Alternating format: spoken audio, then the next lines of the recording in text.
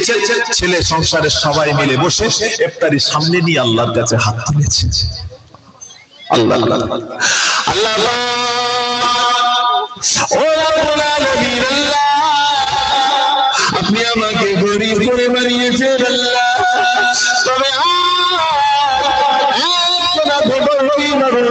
আমার দুঃখটা সহ্য করতে না পেরে আমার জীবনে আমাকে কিছু অর্থ দিয়েছে আল্লাহ, আপনার কাছে এতটুকু উপহার জানাবো আল্লাহ। এই ব্যক্তিটা রোজাদারের কষ্টটা সহ্য করতে পারে না,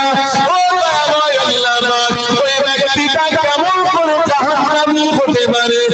আল্লাহর ধর্ম আলাদা, আপনি তো সবই পারেন গো মালিক।